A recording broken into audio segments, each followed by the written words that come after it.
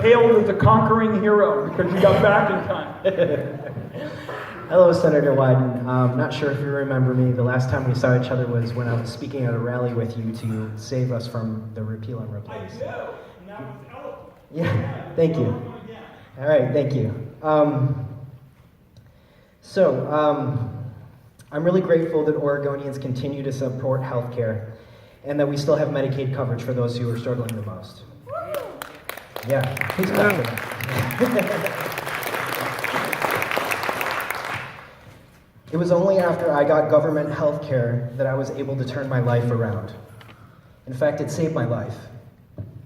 And it has greatly improved the lives of many people with disabilities, seniors, veterans, and so many others that are marginalized.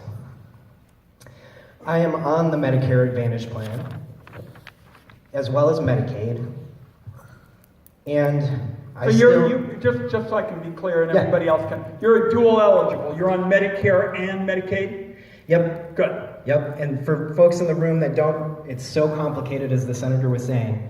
Once you get onto Social Security, you have to make all these choices, and the Senior Advantage Plan or the Advantage Plan is something that you have to pay over $100 a month to be a part of, and then you get a little discount on meds and things. So I am still, even though I'm a dual coverage person, I'm not supposed to be paying for any care, I'm still having to pay out of pocket for some stuff. Tell everybody about that. That's very important because the dual eligibles are some of the most vulnerable people in the country for the reasons you're describing, and they aren't supposed to be getting a financial hit. So tell me and everybody else, what are the kinds of things you're having to pay for now? So, talk about anything from, I can get pharmacy, meds, and things like that covered, although I have to jump through a lot of hoops because unfortunately the insurance industry right now, even though they don't know anything about the human body, they get to tell my doctor and my pharmacist and me that I can't have what I need. So that includes like oxygen for a neurological condition I have, or prescriptions for other conditions that I have. You're being denied oxygen as a dual eligible? Yes. That is not right. We will be on that Monday morning. That is just flat Thank you, out Senator. wrong. And I remember your wonderful presentation at that rally. So Grace and the staff, can you get the gentleman's number? But that is just wrong. Okay. Thank you, Senator. Yeah. So, as we're explaining, then we get into durable medical equipment. For example, this wheelchair needs quite a few repairs, and the list unfortunately goes on. And these coverages, they don't cover everything, like basic dental care. I can go get my teeth cleaned and I can get them pulled, but I can't get a root canal or a crown or something like that, right? Talk about eye coverage, other things. So I know you've heard this question a lot today, and I really want to put this to you in a way that will make sense. The Senate Bill 1804 would improve the Senior Advantage Plan. It would improve health care for everybody in Medicaid, all the people who are working and making just a little bit too much money to qualify for these services, and they're looking around and saying, I'm working a full-time job, how come I can't get health care when that poor person down the road gets better health care than me? It just doesn't make any sense. We see people who are stuck in terrible jobs because they're trying to pay for their cancer treatment. Meanwhile, they die while they're working their job because they're trying to keep their cancer treatment, right? So the way I look at all of this, and I'm hoping that at some point my health is going to improve enough that I could get back into working. And one of the things that's keeping me tied down is, my health is not quite there yet. And also, we get into these systems where it's like, if I make too much money when I do start working, I will lose all my coverage. But if I get a job that doesn't cover what I need, then I'm going to be back in this tough place again. So, how do your ethics align with universal health care? And will you commit to signing on to 1804, please?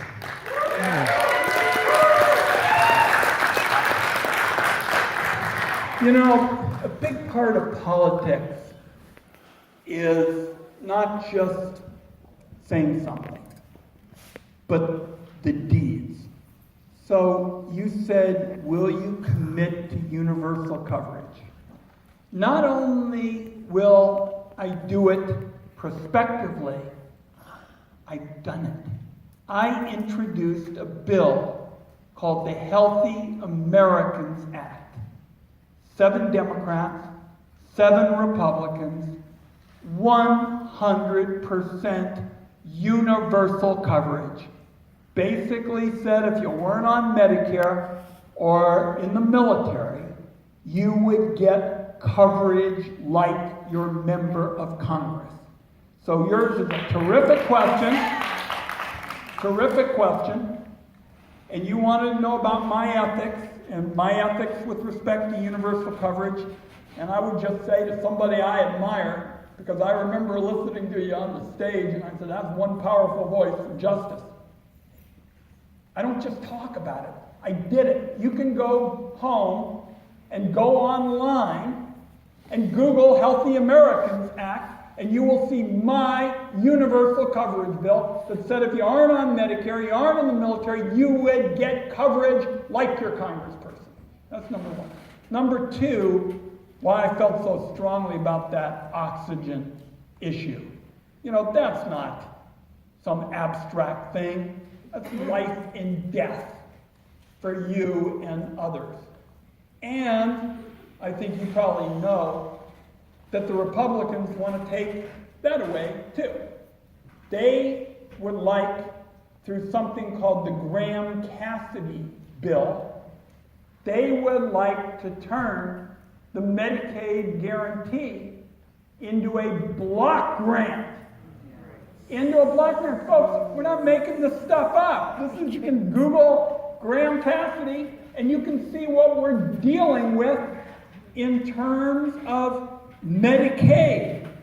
So I spend a lot of my time pushing back on that as well. It's a combination of playing defense, playing offense. The last point that I heard you mention, and I think it was, you were talking about a friend on cancer. It was not you, it was a friend, wasn't it? So my sister who lives in Detroit, She has a job. She did at the time, but she was working at, honestly, it was a donate organ and tissue place, and her boss had stage 3 or 4 cancer, was starting to spread. She kept working full time in order to keep insurance for her husband who had just had back surgery and her 2 boys. She died, and she's gone now. She was working to keep the coverage that we should all get because we're human beings, not because we have a job. Yeah.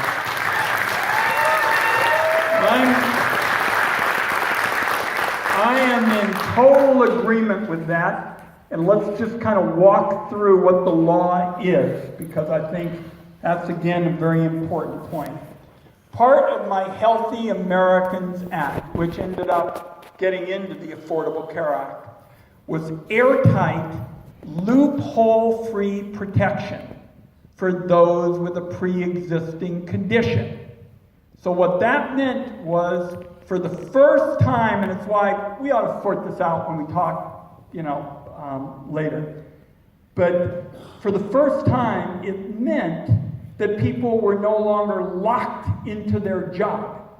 They would be, because of the legislation I wrote, it was in the Affordable Care Act, they would have loophole-free, airtight protection when they moved from one job to another. They would not lose out. So I think it would be fair to say that Senator Sanders is for that, I'm for it, and we're not given an inch in any way, shape, or form on that. So I'm going to talk afterwards to folks who asked for a separate meeting. Let me leave you with one last thought. First, let's give a big round of applause again to our educators.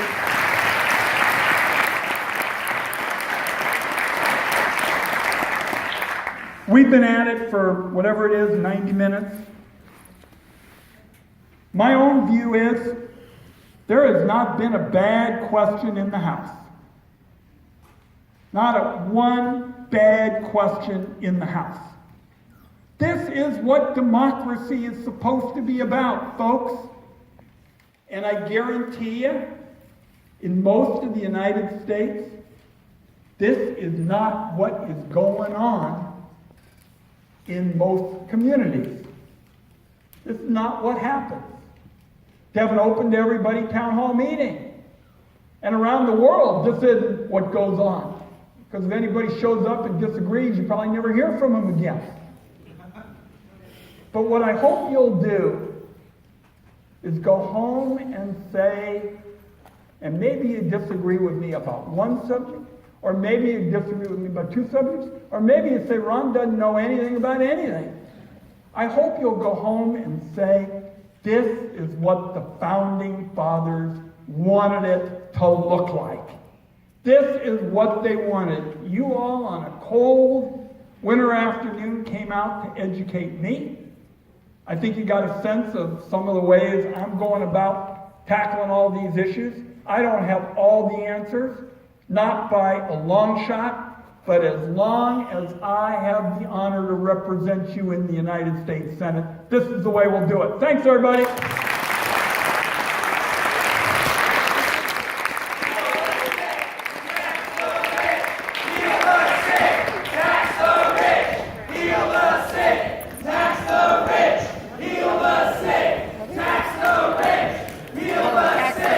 I was hearing tax the rich.